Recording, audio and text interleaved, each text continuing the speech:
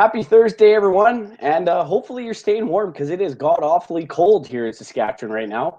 My name is JD Houghton, and I'm back with another episode of the Sask Sports Show on Amateur Sports TV, brought to you by Southwest Terminal. Tonight, I'm switching sports to the game they call lacrosse. Bridget Pottle, the Executive Director of the Saskatchewan Lacrosse Association, will be stopping by to join me tonight. Bridget and I will be focusing on learning more about the sport of lacrosse here in the province, how to join the Saskatchewan Lacrosse Association, the webinars, that they've launched, and the effect that COVID has had on the sport here in Saskatchewan, and also their upcoming plans for this season. So get set for another jam-packed episode of the Sask Sports Show.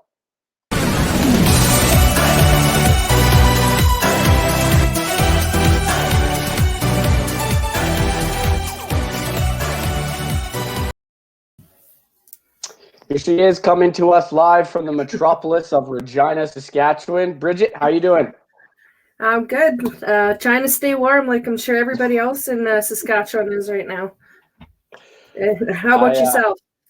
Not doing too bad. I went outside for a little bit today and almost turned into an icicle. It was so cold. You're a lot braver than I am. I don't think I left the house today. Not willingly, anyway.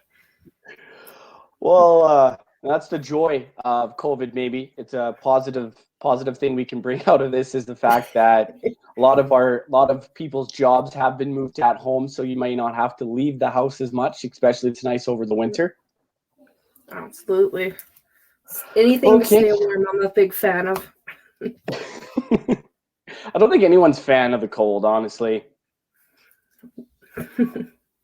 Okay, so as I said at the top there, you are the Executive Director of the Saskatchewan Lacrosse Association.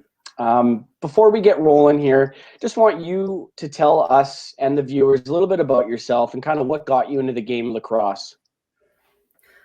Well, name's Bridget. I have a degree in kinesiology, so I've always had kind of a passion for sports. For lacrosse specifically, I grew up watching my older brother play. He played field lacrosse down where I'm from in Yorkton, Saskatchewan, and I also had friends and family that played lacrosse out in Sturgis, Saskatchewan as well. So just kind of grew up and was lucky enough to grow up around it. Fast forward to university years, working on my sports admin degree, and was able to actually do kind of a project and a report on Saskatchewan lacrosse, and had the opportunity to work with one of the previous executive directors, Kurt Kyle, and just learning about it. And then, the stars just aligned after university. The position came available and I applied, and fast forward 8 years, here we are today. So, with your kinesiology degree that you stated that you have, and with having a national lacrosse league team in Saskatchewan Rush in Saskatoon here, were you able to do any work with them? Just to go out and join them and work with their trainer and whatnot, just to kind of see the whole sports medicine side of it. They did have their trainer kind of join for lacrosse day, but our relationship more at the Rush has really been a really strong partnership in just growing the game across Saskatchewan and just bringing the awareness of all the opportunities of lacrosse and just how exciting the game is. It's no stranger, the 50-50 program. It plays a huge part in the programs we're able to offer.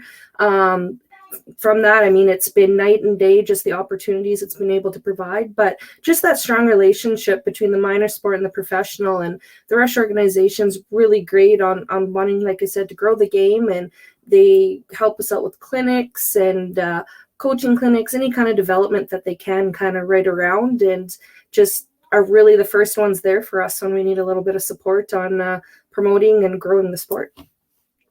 And kind of being, I wouldn't say partner, but working with the Saskatchewan Rush, how was it for kids in the province that play lacrosse when the NLL announced that they were going to cancel the season?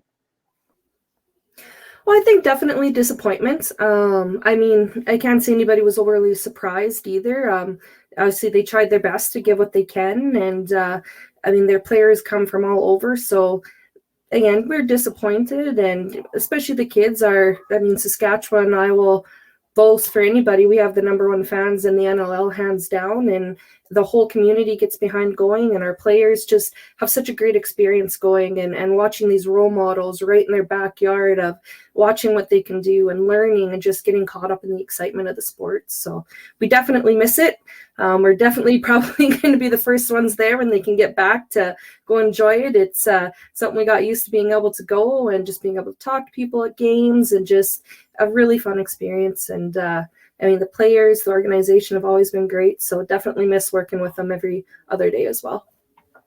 Well, and I've personally never been to an NLL game, but I heard from friends here in Saskatoon that it's a very interesting experience when you go to a lacrosse game, because I've heard stories where people go for the game and then some people just go for the cheap beers. So it's kind of a 50-50. I can't really comment on the beer part, but the excitement part, absolutely. You got to go. I mean, whether you're a sports fan or not, which with your show, I'm assuming you're a big sports fan, but it's just the excitement, the crowd, the atmosphere.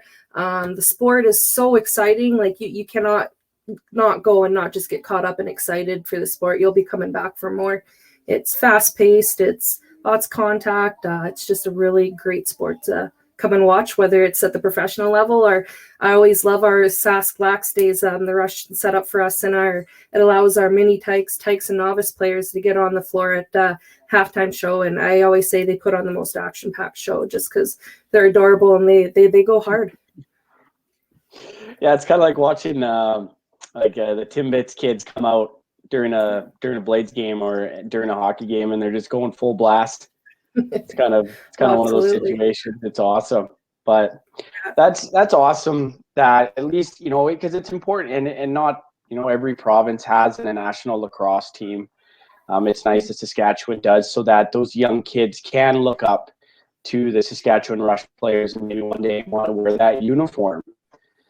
Yeah, well, absolutely. And we're starting to see Saskatchewan players being drafted and put on the roster for the Rush too, which is another huge, opportunity for our players. It's not only having these role models, but it's also seeing that local players are also having these opportunities and just seeing where the sport can take them. There's always the educational opportunities, of course, with university and all sorts of great opportunities for lacrosse players to really continue with the game. If like I said, education, if they want to go to the NLL, all that kind of stuff. So it's just really great seeing local individuals as well as, hey, we can do it too. Well, and the NCAA is a good option, a good route to go for some of these players as well, because of how I would say important, or they take lacrosse very seriously down in the States. You get to the big colleges like Syracuse or Duke or any of those schools across the country. They're very into lacrosse and field lacrosse. I'm not sure if they play box lacrosse. I know that they play field lacrosse, so a lot of running involved. I don't know how well I would suit with that, but one can only hope. So when you're not wearing the hat of the executive director position, what other things do you like to do? I know you have some kids, as you mentioned to me before. What are they involved in lacrosse? Oh, absolutely. My family's quite involved. As I said, I grew up watching my brother play. Once I got into this position, he kind of got, my son and his oldest son, my nephew, they started joining, and we needed coaches. So he kind of got voluntold into some coaching positions and really found a passion for it, and is turned into one of our more elite coaches at the Team Sask program. My son and nephews all play. My daughter, who's 5, started playing a couple years ago, and they all love it. Some of the closest friends that they have made have been through the sports. It's almost more of a family more than anything. And they always have their sticks in their hands. They're always doing something. They each got rebounders, and my son and my oldest nephew have played for about 8 years now. And my youngest nephew was, of course, dragged around to the rinks after his big brother and big cousin, and my daughter as well after she was born. So they've been in it right since day one, whether they liked it or not. And now my youngest nephew is about at that age 8. So now where he's just not going through the motions, is starting to the light bulb's starting to click and he's really starting to understand the game. And it's fun watching them go through those stages and seeing the different ways they can enjoy the sport. And, reminds me on those rougher days why we're there, and all the great volunteers that I have involved are there. And it's a family experience for sure. Well, that's awesome to hear. I would imagine, it's kind of like hockey. You're at the rink all the time, and especially with kids that do play hockey, basically their hockey season ends and lacrosse starts. So it's nice for that crossover sport that keeps the kids in shape and, kind of takes up most of their summer as well, and they get to have fun doing it. So that's great to hear. Yeah, no, it's lacrosse. Definitely, we have a lot of our lacrosse players play hockey. They play football. Basketball is another one that really translates over really well for box, and of course soccer for fields. So, anytime you can have these multi-sport athletes is just hugely beneficial for them and all the sports that they're in. My son plays football, and he's really good at protecting the ball because he learned that from lacrosse, the dodges and the lacrosse spins, and of course hockey and box lacrosse, kind of a lot of very similar skills, stick control, hand-eye coordination, all that great stuff. And it's just another great way for these kids to stay together, stay active, and not get burned out, and just have a lot of fun. Well, and it's one of those things too where lacrosse is a very finesse sport, with the cradling and the spins and whatnot. So, definitely taking from one sport to the other is great. So we're going to move on to the history of the Saskatchewan Lacrosse Association. As much as when was it formed? Kind of, we all know the game of lacrosse. It was inspired and created by Native Americans, and it was used as a game that they created, and then it kind of turned into a sport, and then it turned into a league, and it's kind of progressed. But kind of just give me a little bit of background of the Saskatchewan Lacrosse Association. Oh, absolutely. I mean, I've been here, it'll be 8 years now in March, so I'm still very much kind of a younger one. We're very blessed. We have volunteers that have been involved with the sports a lot longer than I have. I mean, administratively, my papers tell me the association was officially formed in the late 60s, but I know it's been around longer than that, and just due to lots of great work from volunteers, it like most sports organizations, it starts out as small and slowly grew. And I mean, as the Canadian Lacrosse Association grew and that kind of stuff, it just evolved from there. Well, it's very exciting to have that in Saskatchewan. And with in your opinion, would you say that, let's say in the last 10 years, do you think that the game has grown, at all levels from 10 years ago? Absolutely. The game has definitely grown. We've introduced again, all great work of our volunteers, just really promoting the game. We've had our Try Lacrosse school programs that have really helped promote the game. And then, of course, having our own professional lacrosse team that's not only here, but is here and wants to be present with the community and wants to be there promoting the game as well. It just adds to that exposure. And like I said, as soon as kids get a little bit of experience, that they get hooked. I can remember when I first started, I lived on a bay and kids were out playing road hockey, and I just happened to have a bag of sticks going from one place to the other and just threw it out, and my son picked up a stick, and all of a sudden kids all over the block picked it up, and lo and behold, next season they're playing. So it was something new, it was exciting, and once they got going, they just got hooked on the sport. So it's definitely growing. I'd say pre-pandemic, of course, we were getting about 25% increases each year since the Rush have been here. And lots of growth in both sectors too. Obviously, what you see with the Rush is the box version of the game, but our field sector has grown significantly as well in the last 2 years. Again, just due to all the hard work of our volunteers, and we're seeing more and more teams, more and more players. I like to compare, like when I first started, field provincials, for example, there was maybe 3-4 teams in 2019, which was the last provincials we were able to have due to the pandemic. We had to add in a whole new age division to accommodate all the players, and we had well over 6-7 teams per age division, let alone just in total. we're seeing more coaches, more officials, everything. Even our Team Sask program has grown significantly.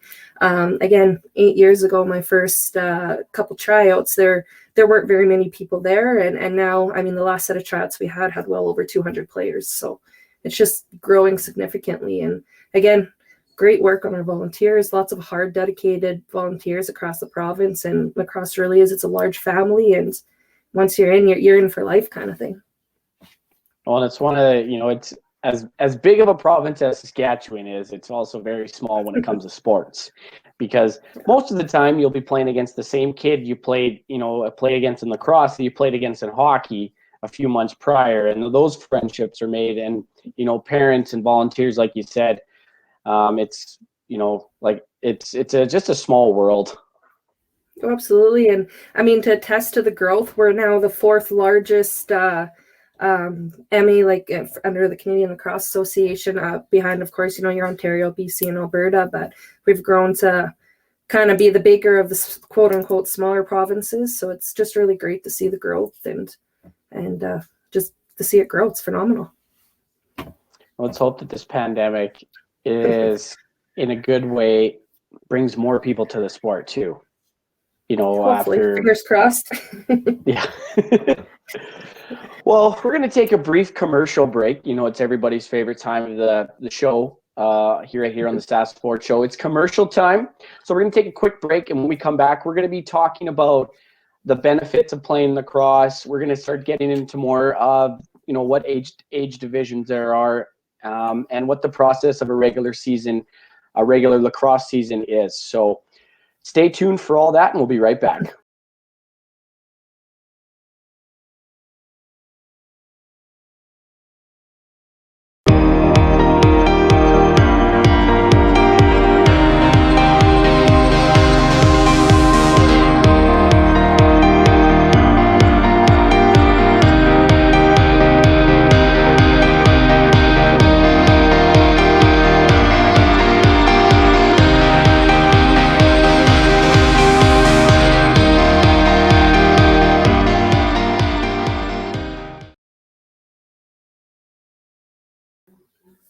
And we're back here on the Sask Sports Show right here on Amateur Sports TV with my guest, Bridget.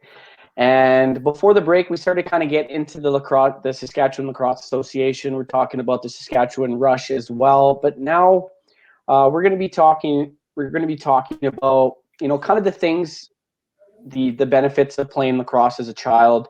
What's the differences between the field and the box lacrosse, and also kind of get into the age divisions as well as what a regular lacrosse season entails for, all divisions. So right off the bat, I'm gonna ask you, for a young child, what are the benefits and kind of what are the values that they learn playing a team sport? Well, I think any team sport, you have your initial, of course, teamwork, sportsmanship, working together, all those important skills you get from playing any kind of team sport. Lacrosse specific, hand-eye coordination, speed. It's the fastest game on 2 feet. Like you're running all the time, whether you're on the box or whether you're in the field. You got to keep your feet moving. Again, the hand-eye coordination. Body awareness, because for lacrosse, contact is introduced in phases, of course. It's not like we throw our 3-year-olds right into it, but around the novice age, we start introducing it, and it's a contact sport, right? So the sooner they can learn how to do that safely, the better it is for their experience. And again, they just learn all these great traits, and it's a marvelous sport for athletes. There's a lot of respect and culture behind the sport as well, obviously with its Indigenous roots, and it's the medicine game. So we'll see lots of players, more my older ones, of course. The experience kind of with the older ones is they'll talk at, we're at team events, and, kids that are maybe having a hard time or something, they'll talk about, how they just pick up their stick and their ball and they go throw around in their backyard and they feel better. And, there's just that connection to the sport that I've had the opportunity to play, coach, and work with numerous sports. And I just find there's a real special connection with lacrosse and just, again, those cultural ties and the spiritual connection to it. And players just, it's a lifestyle. versus just a sport.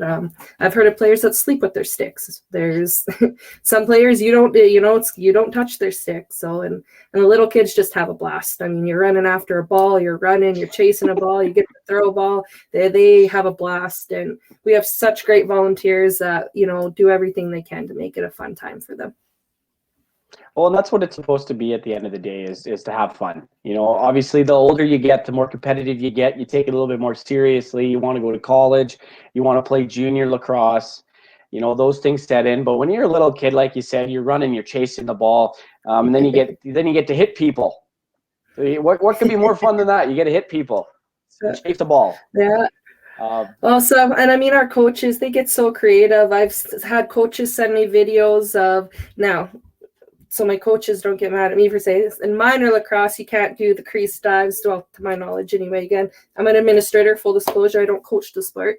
But you can't technically dive. But to make it fun, I've seen coaches throw like the blue, crash mats and let the kids just practice and do it just for fun. And it's just, they have so much fun. That's probably one of my favorite things to do is to go watch our young players and how they interact with each other, how they interact with the sports. I mean, lots of them the helmets wobble and you get the, bobblehead effect, and they're just going. And last year was really exciting.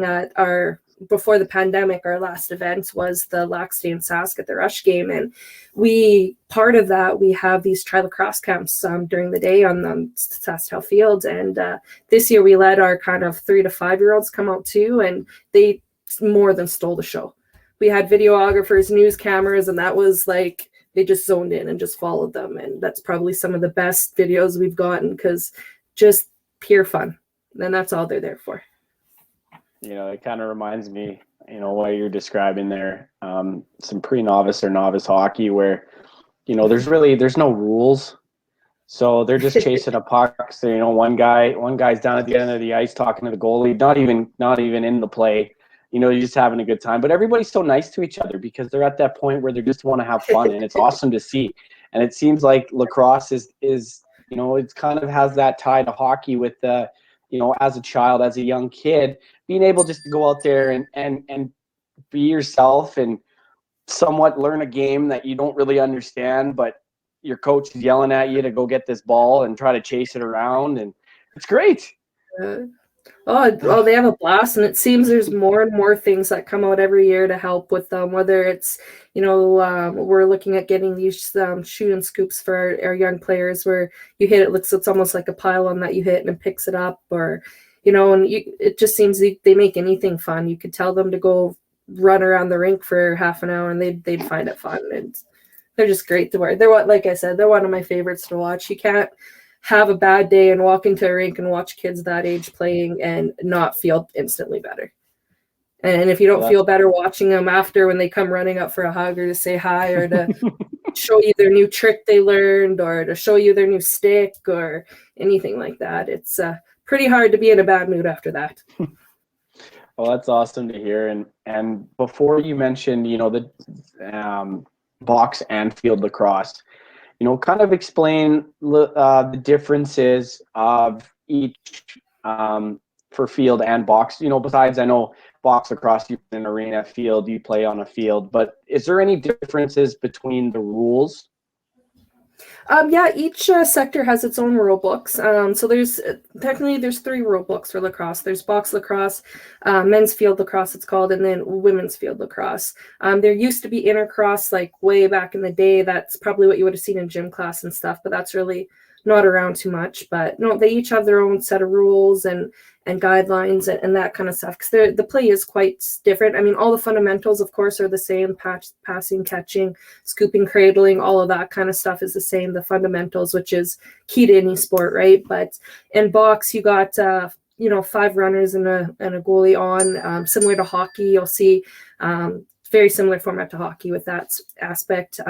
In terms of playing, again, not a coach, just for disclosure, but I do understand that in terms of plays and stuff, it's very similar to basketball on how the ball is moved up and how you try to score and that kind of stuff.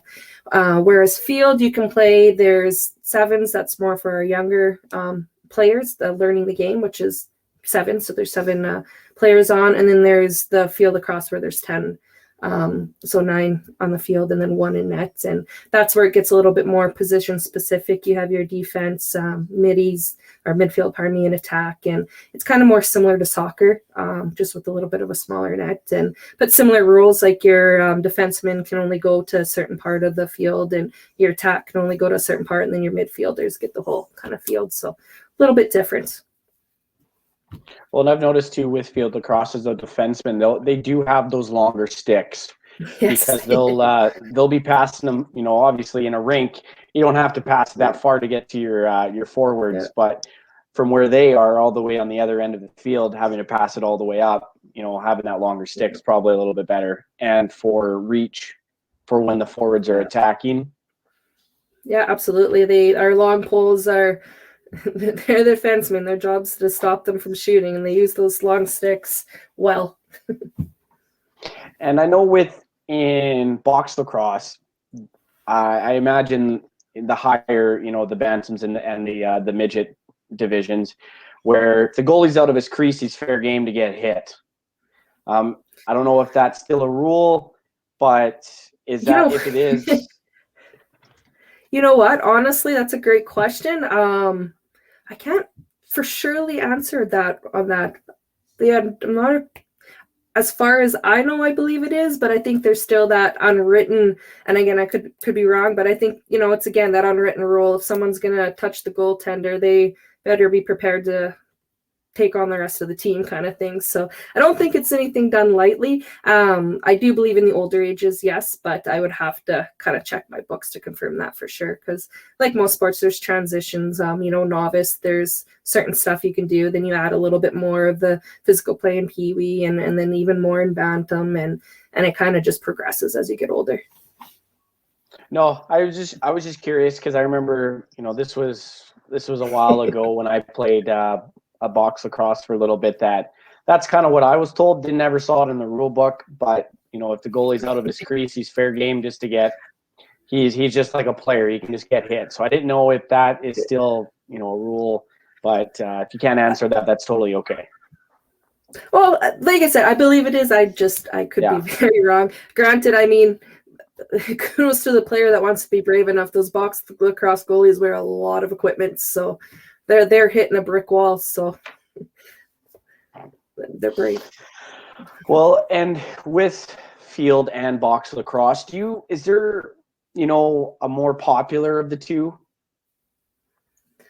Well, I think they offer their pros and their differences, right? We're starting to see, because they are, like I said, the fundamentals are the same. Lacrosse is lacrosse. If you're passing, you're catching, you're scooping, you're cradling, all of that kind of stuff. But each game has a little bit of a different experience for the players and gives them a little bit for their next step in their life. So we're starting to see players play both a lot more. Which is really great to see because it's their sticks in their hand longer, which obviously equates to just more practicing of those fundamentals. But, you know, the more knowledge that they get, you know, what if they want to go explore school opportunities and kind of that next level, the more lacrosse they can play, the better. And definitely, you know, most coaches will tell you that, you know, players should be playing both if they want to go past kind of the minor and just for the experience. And again, sport, the play's a little bit different. So it's a little different experience for the players, different, you know, different strategies, different ways to play, and just different ways to think of how you're moving that ball forward to get it in the net. Well, and the exercise that you get playing both box and field lacrosse, because both of them are very high exercise orientated sport. You know, obviously field lacrosse, you're running longer and more of a field to more area to cover. But that's great to see that, you know, a lot of kids do cross over and do play field and box lacrosse because like I said before, I know that in down in the States that they're at the colleges, that's what they do play is field lacrosse. So the sooner that they can learn how to play field lacrosse, the better they'll be off, especially when there's college involved too. Yeah. Well, in the colleges too, I mean, coaches still will say, even if you want to go to college, you want to play both, because a lot of those colleges they like our Canadian box players. Box lacrosse is really, you know, more dominant in Canada, and it gives them those extra experiences playing the sport and a little bit more contact, a little bit more close quarter play, and it gives them lots of great skill sets and opportunity to improve their game. So if there's any advice to give to a player that wants to go off to university or go off and get drafted, is definitely get yourself playing both games and get used to both, and just put your stick in your hand as much as possible. Well, that's great. That's great to hear, Bridget. It's the time of the show that this is how we get paid here at Amateur Sports TV here on the Sask Sports Show, is we have to have commercials. That's what I've been told, so that's what we're going to do. When we come back from commercial break, we're going to be talking about how, the age divisions, the different divisions, kind of talk about all of them, and also how to get into the game of lacrosse in Saskatchewan. If you're new to the province, want to play lacrosse, or you're young, you want to get into it, we're going to talk about all that when we come back. So stay tuned.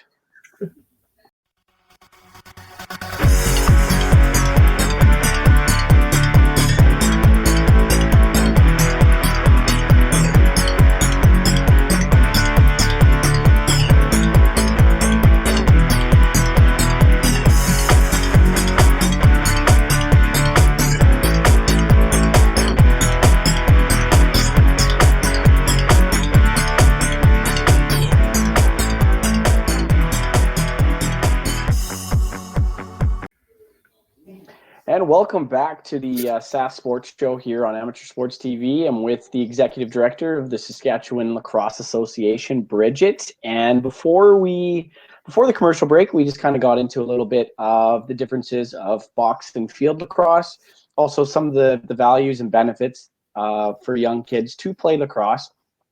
And so coming in after this commercial break, I want to get into, how does one, get into playing lacrosse here in Saskatchewan?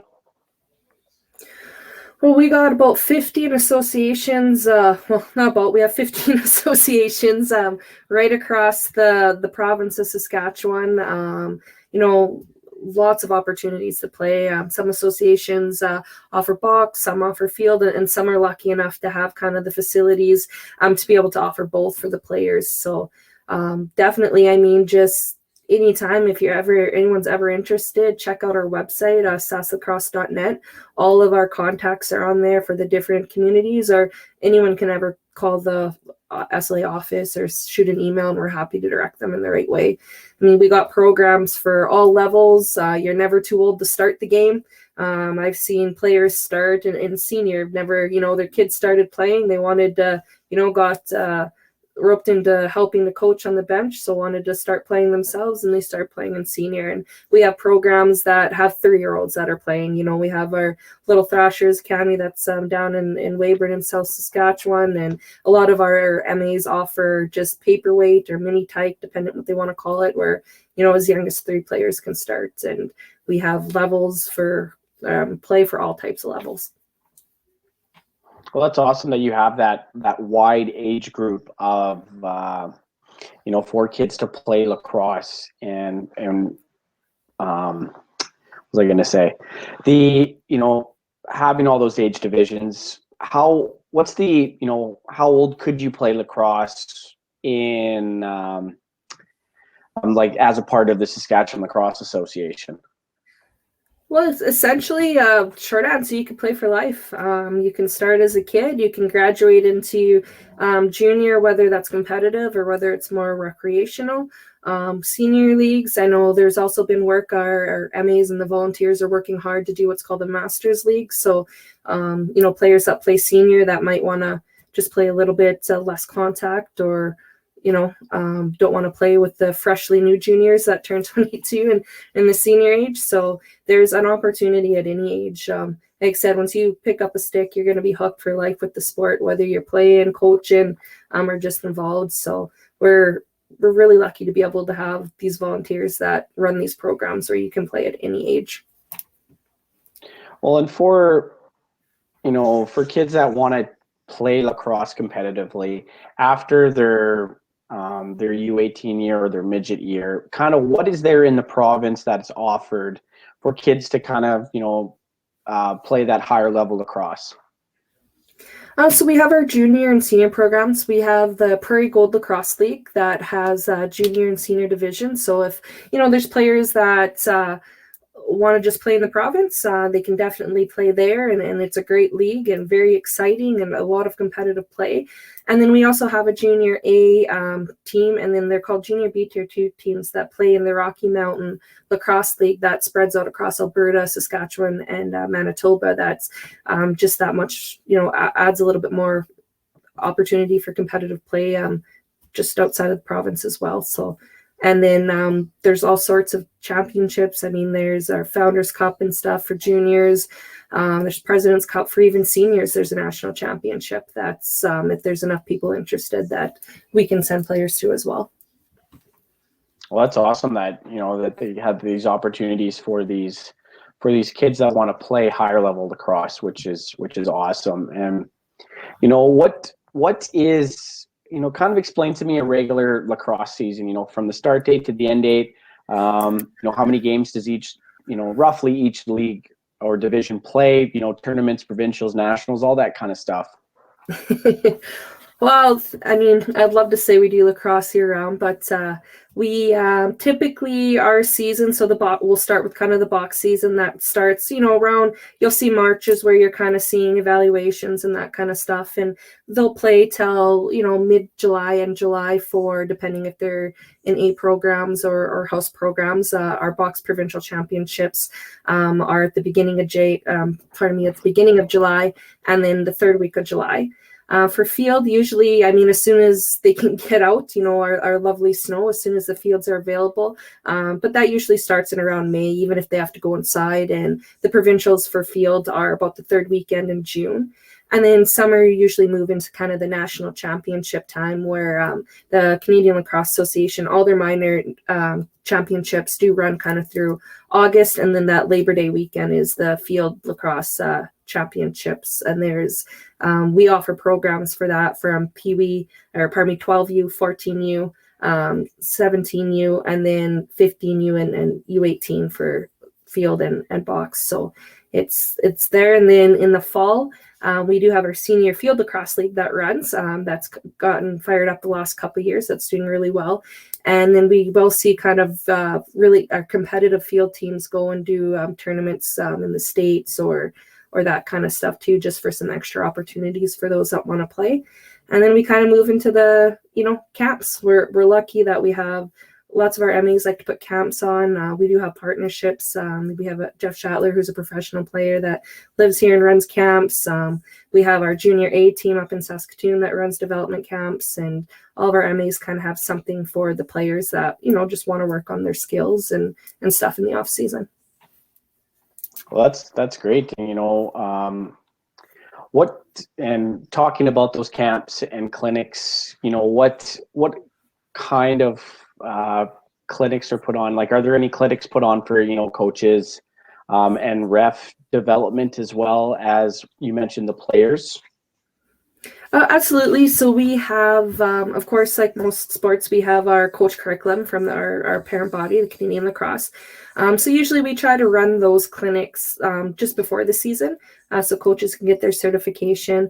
And then same thing, officials, just like hockey, they have to take a certification course every year. And then we do try as much as we can to provide different opportunities, whether that's, coaching, corner seminars, or if that's just development, coaches chalk talk, bringing in people. We've been lucky enough to bring in some rush players to work with our coaches, and lately, obviously with the pandemic, it's kind of put everybody inside. We've been really lucky to get the Grow Your Game educational webinar series going, where we have about 8 or 9 amazing people that are coming as guest speakers to provide all sorts of topics for our coaches, whether it's, Derek Keenan, who was the coach of the Saskatchewan Rush and led them to 3 championships, just doing coach development. We have Evan Kirk and Adrian Sarketti and Jeff Schattler, all professional lacrosse players, doing clinics from, coaches for their goalies, goalie players, stringing a stick, chalk talks, fundamentals. They are doing different things for players and coaches. We have, mental performance webinars for players, coaches, and officials. And we're lucky we do have one of our officials who has gone to Worlds numerous times. He's also an official at the NLL, and he's going to do an officials development one as well. So lots of great knowledge coming together. Well, that's awesome that you have those clinics and development webinars, as you said, available for these, for refs, coaches, and players, to grow the game, and it's also how to get better, taught new things. And I know you mentioned those webinars. What has been the response with those, and kind of, with the pandemic, what was, kind of who came up with the idea for these webinars? Well, we kind of were watching what other sports are doing. I mean, obviously the pandemic, even our coaches clinics, but we were able to get off last season. We had to put online. So, I mean, the board of directors and our volunteers, our coaching sector chair, my program coordinator, he used to play and is very passionate as well. And we're just kind of throwing ideas around to, what can we do right now? How can we keep people engaged in the sport, and how can we provide opportunities? Because coaches do have to get professional development points to upkeep their certification. So how can we offer that in a world where, we can't really travel together and really be together in person? And again, just keeping up that engagement, that excitement, wanting to give our players something to do with the sport that they love. And so what, kind of started out as hey, let's try this, see who we can get. And just the response on guest speakers are phenomenal. Like I said, we have a huge lineup of really great people that are so passionate to wanting to grow the game in Saskatchewan. As I said, we have Derek and the Rush players. We have sports psychologists. We have another NLL coach from Ontario named Bruce Codd, who's does a lot of coaching out in Ontario. And I mean, they were more than willing. They jumped at the opportunity to be able to work with our community. And I do find a lot of people who come in and work, they really enjoy themselves, because our community is so passionate about the sports. And, similar to other sports, with Saskatchewan, as you pointed out, being the size they are, we're not in Ontario or BC where there's, hundreds of these opportunities. So when they do come in, everybody is so excited for them that they just take advantage of the learning opportunity and any opportunity to improve their game, whether they're a player, they're a coach, or an official. And you and the Saskatchewan Lacrosse Association, it's just something, that I guess needed to be done with these webinars, because, you still wanted to do that development, but you're just going to have to you just had to do it a different way, which, like everybody's had to get used to different, rules and restrictions and a way of life and whatnot, which leads me kind of into my next segment of the show. One that I think we've always talked about. We've been beating a dead horse talking about COVID and whatnot. So we are going to take a short commercial break. It's everybody's favorite time of the program here. As I like to say, it's a commercial time here on the Sask Sports Show. But when we come back, we are going to dive into COVID, and see how, in the eyes of the Saskatchewan Lacrosse Association, how COVID affected the league. And then near the end of the show, we're going to just kind of talk a little bit about their plans for next season as well. So stay tuned. Something you guys don't want to miss. At Super 8 Winnipeg West, we have your comfort in mind with free Wi-Fi and free daily Superstart breakfast. We also have guest laundry facilities, a state-of-the-art fitness center, and a jetted hot tub. Sleep well in a spacious guest room equipped with plush new bedding, a 50-inch flat-screen HD TV, microwave, mini refrigerator, and Keurig coffee maker. Or book a suite with a kitchen, ideal for extended stays. Super 8 Winnipeg West, located just inside the perimeter on Portage Avenue. We're back here on the Sask Sports Show, and before we get into our next segment, I just have to say, everyone, I know you guys, all the fans out there, have been watching my show. The reason I move around so much is not because I'm uninterested in the person I'm interviewing, what they're saying. It's just the chair that I'm sitting on is very uncomfortable, and I need to move around. So just wanted to get that out there, everyone. Just for the fact is, if you're wondering why is this guy looks like he has ants in his pants, that's the reason why. So we're gonna get back into the segment here. With Bridget from the Saskatchewan Lacrosse Association. And before the break, we were talking, we're talking COVID. The thing that we've been talking about for over a year now, and that's disrupted sports in a whole. I don't think anyone's going to forget this past year that we have in the year 2020. So my first question for you out of the gate was, as an association, how did COVID affect you, or how did COVID affect the association? Oh, can you hear me now? Yes.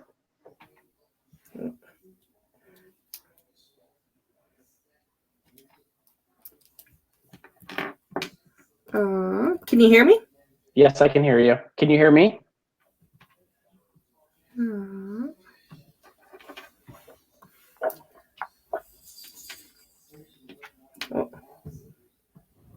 Hello? Hey, can you hear me, Bridget? I can hear you now, yeah. Okay. Did you hear my question? No, I didn't. Sorry, it just kind of went fuzzy. Can you hear me okay now too? Yeah, I can hear you just perfect. Awesome. Okay, so before before your earphones cut out there, we were talking about COVID and how we've just been beating a dead horse with talking about this pandemic for so long. But what I want to know is, how did it affect the game of lacrosse in Saskatchewan and the association? Well, definitely. I mean, it hit us hard, just like any kind of sports group. It was, it's definitely been a hard year. We didn't get, unfortunately, there wasn't the opportunity to really have a box season. By the time the province kind of was able to safely open up for indoor activity, a lot of our groups, unfortunately, didn't have access to an arena because the ice was being put in for, hockey camps and that kind of stuff. Our field groups were, grateful they were able to get at least a good 4 or 5 week season in, just, with being able to open up a little bit sooner. But I mean, we weren't able to have any tournaments. Gameplay was very minimal into the mini leagues, which, I mean, it was better than nothing. I know some sports weren't as lucky to be able to have any type of gameplay, but and then of course our national championships were canceled as well. And yeah, it was really a difficult year. We really had to think outside the box. And I mean, I commend all of our volunteers who really had to sit down and figure out, like, how are we going to offer our programs with all the restrictions, all the extra work of the restrictions and the sanitizing and getting players. And, I know it was hard for the players not to be able to have the year that they wanted to have. And, it's just funny when you get into an industry like nonprofits and minor sport, you're in here to do opportunities for the kids, and to have to tell kids, sorry, you can't do that. Or, you have kids calling you and saying, like, I need to get video to submit to colleges, like, where they're going to be games, or, parents aren't able to watch their kids because we can't have spectators. And it just made the season difficult. But, and it goes back to that, what I said I love the most probably about our community is, everybody kind of came together as a family. Associations were able to work together. Some of our field associations worked with some of our box associations that, weren't able to get into, try out field and kind of help give guidance there. And again, our one box group that was able to go, they, adapted as they needed to be able to stay within the restrictions and play safely. So it was a lot of work, but I mean, anytime we can do anything to just provide opportunity for these kids.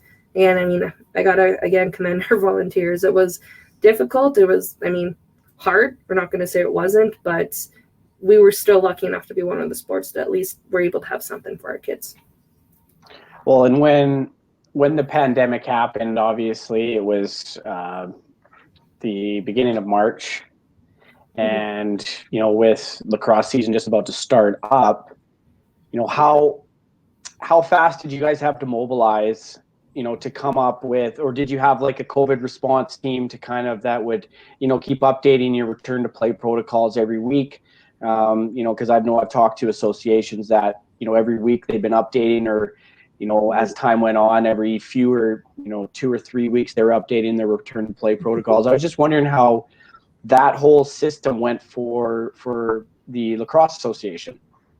No, we had our return to lacrosse committee, which is myself and some board members, our different chairs. And I mean, definitely we had to mobilize quickly. Our last event that we had was our first round of talent ID camps for Team Sask. And then, that's when all the cancellations kind of started. And yeah, we got together and we had to figure it out. And like you said, every couple of weeks, once restrictions were lifted, we had to review it. And I mean, that's still going on to this day. And it was, Sask Sport was really great with the provincial sports groups of having weekly meetings to be able to get sports, kind of trade ideas, work together, kind of trade, like, because I think the hardest part was just interpreting what the guidelines was. Like how I read it may have been different than what they're expecting, or, you know, how other sports read it. So really it was great to see the sports kind of band together as groups to say, like, like style sports. Like I work closely with football, ringette, hockey, and, you know, what ideas can we trade? And then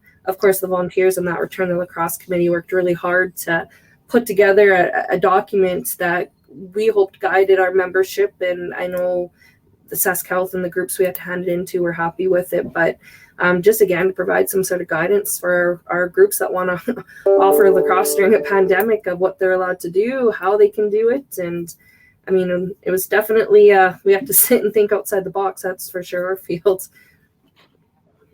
I was just going to say no pun intended, right?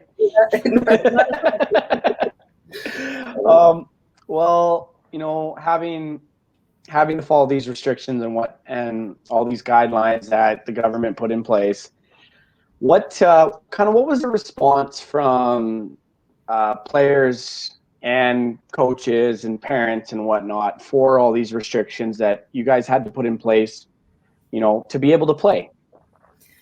Honestly, I mean, they were great given the circumstances. I think everybody was kind of on the same level of whatever it takes to play, whatever it takes to get these players, get their sticks in their hand and get them playing again. I know parents, it was disappointing, you know, they couldn't come and watch like they're used to, you know, that kind of stuff was definitely hard, but I mean, everybody banded together. They kind of did what they needed to do. Of course, there was a lot of disappointment for players, especially the older ones, as I said kind of earlier, that, you know, it was their year to maybe, you know, get video for colleges, or, you know, they were hoping to go to prospect camps over the summer, or even in the fall. Like our more elite, like our field elite teams that usually travel to the States, obviously couldn't do that this year. And our junior A program unfortunately wasn't able to go because there was no travel. So there were the disappointments, but there were also I guess I shouldn't say benefits. There were also positives about it too. You know, players really banded together. They were just happy after, you know, a good solid month of not being able to leave their house to just be able to be together, even if that meant just throwing the ball around and playing catch and doing drills, or being able to get a couple games.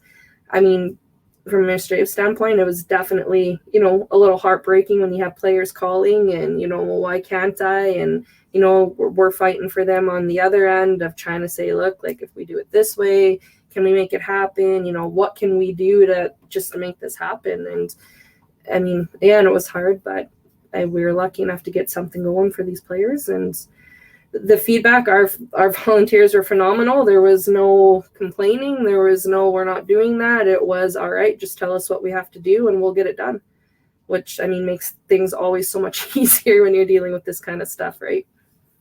Well, and I don't think anybody has ever planned to try to play sports in a pandemic. So this is going to be new for everybody. Yeah. You know, with hockey, if it's hockey, lacrosse, curling, anything, there's going to be different aspects of each sport that are going to be a little bit different from the other. But there's no book written about how to play sports in a pandemic. You know, no, I think there might be a few now, but yes, knock on wood, our generations don't have to deal with it. Well, and it seems like you guys have been handling it pretty well. But when, you know, this whole pandemic started and things came across, obviously your sport was about to start. You know, a lot of the hockey seasons did come to an end, but they were kind of nearing an end anyways, but yours was coming to a start. After hearing all this, what was the reaction and how did you guys handle, you know, just the news of, you know, the whole world shutting down? It was definitely a little scary at first. I mean, we're looking around at what other sports, and I mean, it was kind of like the domino effect, right? Once the pro league started shutting down, and then, you know, you're seeing numbers increase and it all kind of goes down. So it was a little bit scary. It was a little bit like, holy man, because like you said, it was right at the beginning of our season. So it was all planned out. And our season is pretty tight. So even, I mean, at the beginning, I don't think anybody could predict it. You know, it'd be almost a year later and we're still kind of working with this. I think the initial thoughts were like, oh, we just need to get through the first 6 weeks. And then we're thinking more like, okay, well, we have to cancel, Team Sask, we have to cancel this. And how are we going to make that up in our short time frame now and to get these players what they need, if nationals were a go. And then, of course, nationals got canceled. We had to make the tough decision. We did try to push our provincials back from June, July to the fall, but as far as we could anyway. And I mean, unfortunately, we weren't able to make that happen, but it was a little bit at first, kind of like I said, nobody's gone through this before. So there was nobody to reach out and say, hey, like, how did you guys handle this when it happened last time? It was everybody's kind of grasping at straws and just doing the best that they can and trying to figure out what they can do and what they can't do. And, it kind of threw your whole season for a loop, but I guess that's... Well, it was... well, and like you said, with lacrosse, you guys have a tight window anyway, so there can't really be much of a delay to the start of your season because, as soon as the ice has been taken out, you guys have a little bit of a window to get in there and play your box season, and then arenas are now going to be starting putting the ice in for hockey camps and tryouts for their rep teams and their tier teams and whatnot. So, I can imagine the frustration it is for you guys for lacrosse as a whole, just to the unknowing of, if the season's going to actually start on time this year, because you don't have a lot of time, especially with box lacrosse, field lacrosse. Like I said, I'm not I would say know a lot about field lacrosse, but you'll have more fields and you probably will have usable rinks after, the ice gets put back in. So, and talking about that too, how, over the winter the winter, has you and the association been able to kind of get ready to start the season? Your plans for this season, have there been talks with the government that they're thinking about bringing, summer sports back because they already canceled the winter ones? Has there been any sign of hope of it coming back this year? Well, I think we always got to look at the positives, right? And I can't say from the minute this stuff got shut down last year that the planning's ever stopped, because restrictions are always changing, different levels of play we're always trying to think ahead, plan A, plan B, plan C, what can we do? So, I mean, in terms of the season coming up, we're definitely putting in some hours to the plan, and having different options, right? I think what last year's probably taught us is going in, at least now we know a little bit of what to expect with the restrictions and stuff. So, planning for, obviously first plan and, the hopeful plan would be a regular season, but plan B, if we have to push our season and again our provincials back to the fall, and waiting to hear about nationals, and just planning the best we can and trying to do our best to come up with different plans and different templates and different recommendations that our membership can follow in different stages. Because as we've seen this pandemic, the stages we go through, phase 3 to 5, up and down, and just trying to have something concrete in place that MAs can follow without too much disruption throughout, as we kind of work through what's hopefully the light at the end of the tunnel with the vaccines and stuff coming out. So let's just hope we can go back to normal. And I realize we're never going to go back to normal, at least, with the sports world, because you see like hockey, there's no fans. Basketball, they're allowing fans. And it just, and then with all these young kids as well, probably some of them, down in Regina that play lacrosse, their hockey season got cut this year. So, having that struggle is tough. But, what's been the emails and text messages and phone calls that you've gotten for the excitement of players and coaches and refs and volunteers for the start of this season?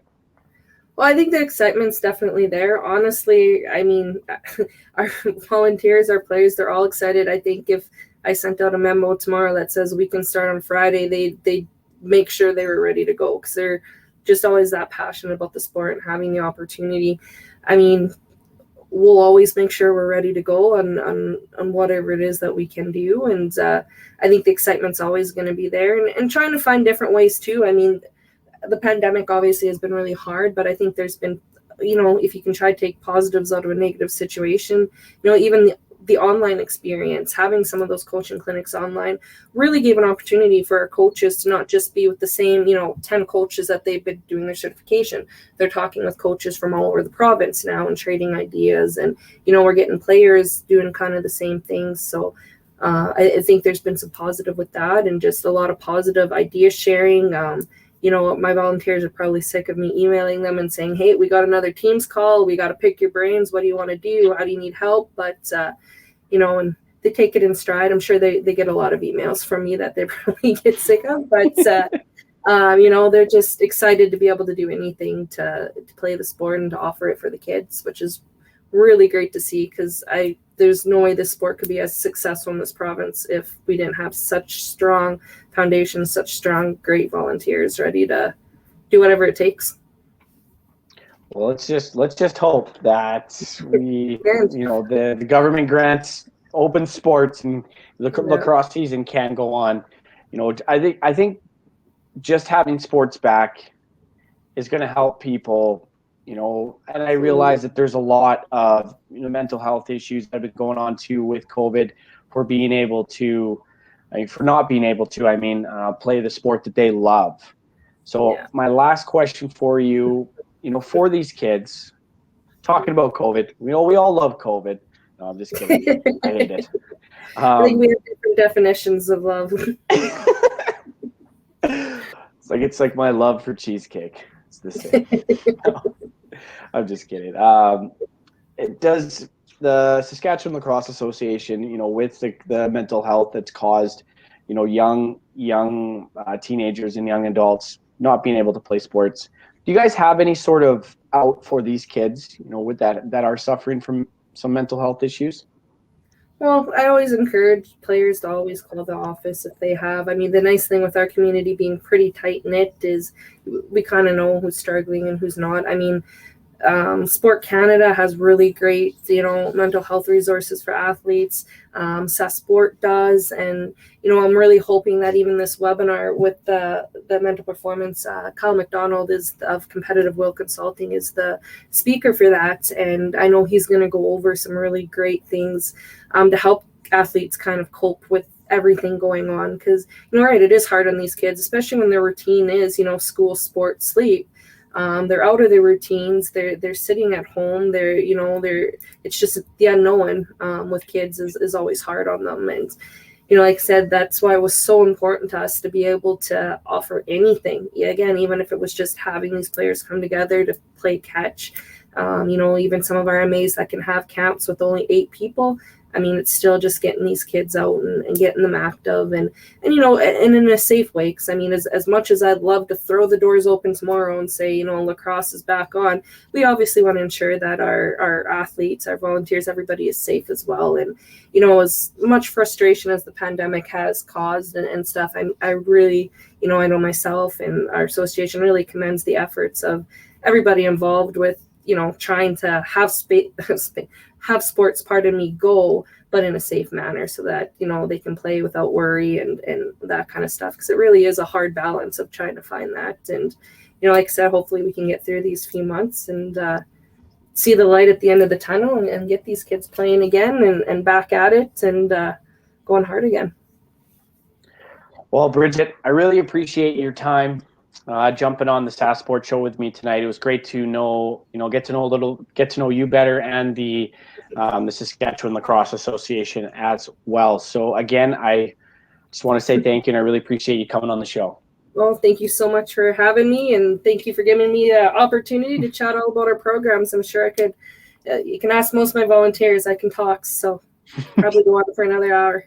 Well, it's one thing you and I have in common then. We both like to talk. It's awesome. That's why I have a sports show, because I can just talk.